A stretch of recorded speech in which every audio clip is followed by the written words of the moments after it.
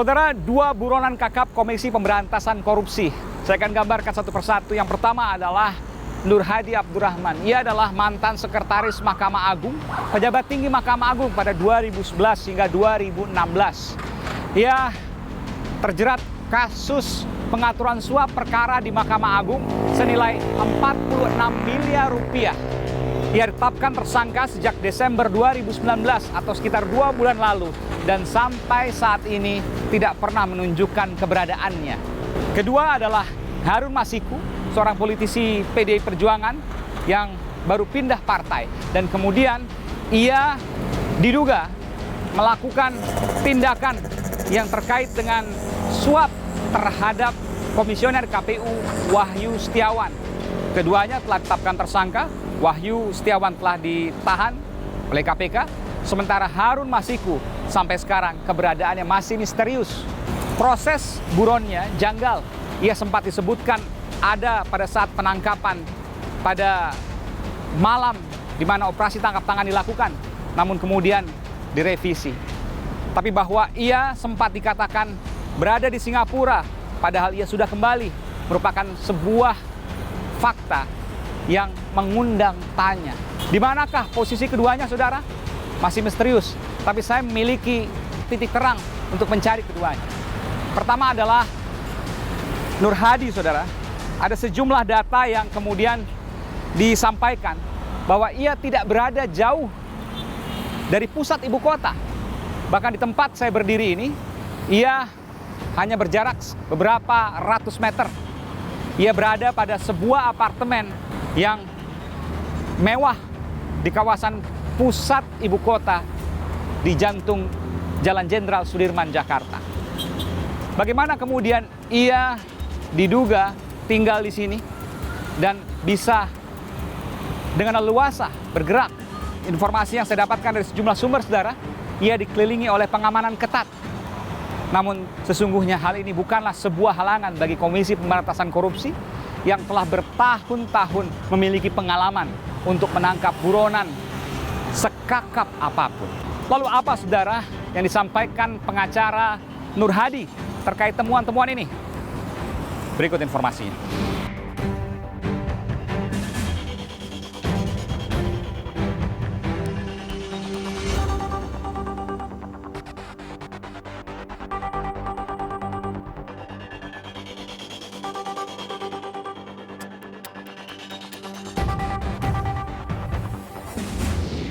Terkait pencarian politisi PDI Perjuangan Harun Masiku, terdapat kejanggalan, saudara, bahwa ia disebutkan pertama kali oleh Direktorat Jenderal Imigrasi ia belum kembali ke Indonesia setelah bepergian ke luar negeri, ke Singapura.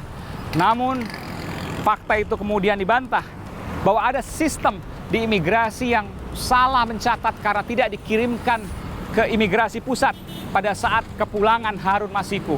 Dikatakan selama 2 pekan, pada tanggal 23 Desember hingga 10 Januari, data perlintasan keluar masuk di Terminal 2F Bandara Soekarno-Hatta, Banten, tidak terkirim ke server pusat Direktorat Jenderal Imigrasi. Ada 120.000 data penumpang yang tidak terdeteksi masuk ke Indonesia.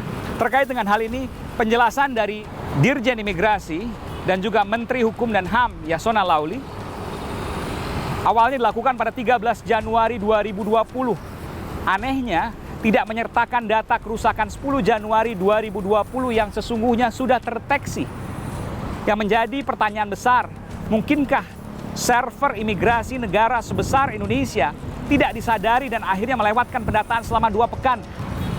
Kedua, sistem yang tidak bekerja dilaporkan ke pusat tanggal 10 Januari 2020. Jumpa pers imigrasi pada 13 Januari alias 3 hari setelahnya belum mengetahui adanya sistem yang tak bekerja. 2 pertanyaan yang mengusik nurani publik. Saudara, saya akan menuju ke narasumber saya yang lain untuk mengetahui lebih detail terkait dengan apa yang saya sampaikan ini. Ikuti saya. Dan sudah persis di depan saya adalah Direktur Eksekutif Kantor Hukum Lokataru. Bung Haris Azhar. Terima kasih Bung Haris Azhar. Siap. Anda juga punya data yang sama dengan Boyamin Saiman dari MAKI, Masyarakat Anti Korupsi Indonesia. Sebelum saya tanya soal datanya, saya ingin tanya dulu, logika sederhana, kenapa Anda dan Boyamin Saiman satu waktu memiliki data yang sama? Kebetulan aja kali, secara alamiah memang kasus ini atau situasi ini atau dugaan kejahatan ini memang mau nggak mau meledak. Dan jadi memang orang dari sisi yang sana, orang dari sisi sini bisa melihat hal yang sama. Seberapa saktikah Nur Hadi? Anda sudah memiliki titik terang, Bung Boyamin sudah memiliki titik terang, tapi kemudian KPK belum mengendus bahkan menangkapnya. Ini ada kesengajaan. Ada kesengajaan? Ada kesengajaan. Oleh KPK? Oleh KPK. Ini tudingan serius loh. Serius. Karena kalau misalnya KPK benar-benar sudah bekerja, status DPO diberikan setelah pemanggilan, ya, 2 kali pemanggilan yang ketiga itu didatangi, ya, tempat yang diyakini digeledah, orangnya tidak ada, dicari kemungkinannya baru di DPO. Ini tiba-tiba DPO.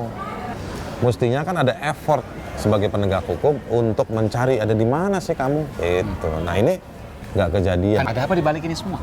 Nur Hadi ini mantan orang yang sangat berkuasa secara struktural di lembaga yang sangat luar biasa namanya Mahkamah Agung. Dari kasus ini sebetulnya bukan hanya 1-2 kali, berulang-ulang ada penggunaan kewenangan yang diduga menggunakan kewenangannya untuk berpihak atau disebutnya jual beli kasus lah. Ya. Nah ini berarti modus. Nah inilah yang disebut dengan mafia peradilan. Mafia peradilan tidak hanya Nur Hadi sendiri. Pasti ada yang lain. Pasti ada yang lain. Anda mencurigai itu kemudian ada yang mungkin berhutang budi sama Nur Hadi. Oke. Artinya kemungkinan melibatkan orang-orang besar sehingga ketika Nur Hadi kemudian terungkap, ya dalam tanda kutip bernyanyi, mengungkapkan apapun yang kemudian yang ketahui, maka akan ada banyak sekali orang-orang yang akan terjerat termasuk orang-orang penting. Saya malah mau balik ya. Nur Hadi mungkin kalau ketangkep dia nggak akan bernyanyi.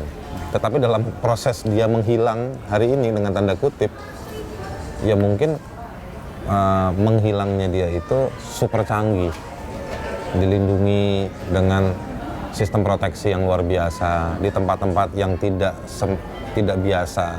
Dan Anda bahkan menambahkan bahwa ada pengamanan super ketat di sana. Iya. Karena juga begini. Oleh siapa pengamanan itu? Nah begini. Saya harus tanyakan, pengamanan itu pengamanan lepas atau pengamanan institusi? Kita tidak bisa bilang itu pengamanan institusi karena institusinya tidak pernah berucap memberikan pengamanan itu. Tetapi dalam prakteknya ada orang-orang tersebut. Maksudnya berseragam? Berseragam atau tidak berseragam juga ada gitu ya. Plus nanti dari pengamanan yang eksklusif dari apartemennya juga. Oke.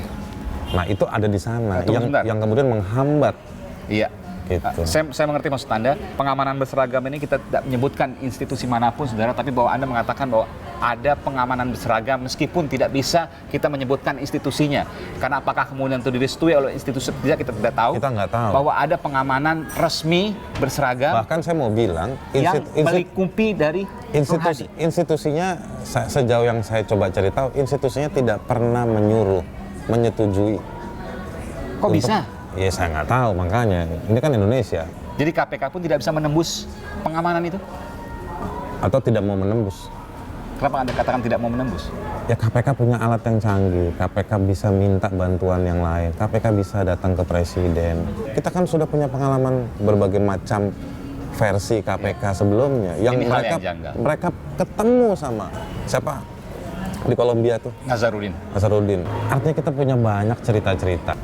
Loh kenapa kok ini garing banget KPK hari ini nangkep Nur Hadi? Banyak yang aneh. Terakhir pertanyaan saya, Anda disebutkan mengungkapkan beberapa harta milik Nur Hadi. Anda yakin dengan apa yang Anda kemudian sampaikan bahwa itu betul harta Nur Hadi dan Anda punya bukti itu? Insya Allah benar. Saya punya dokumen-dokumen yang bisa dijadikan rujukan untuk menunjukkan bahwa itu adalah harta-hartanya Nur Total Hadi. Semua harta aset yang Anda ketahui? Waduh, saya nggak bisa ngitung, takut salah. Ratusan miliar. Yang kemudian tidak sesuai dengan profil dari ia sebagai pegawai negeri sipil. Iya. Baik. Terima kasih Bung Haris Azhar telah memberikan informasi berharga di program Aiman. Terima kasih sekali lagi. Thank you. Saudara, saya sudah menyurati pimpinan KPK untuk saya mohon izin diwawancara, namun pimpinan KPK berhalangan.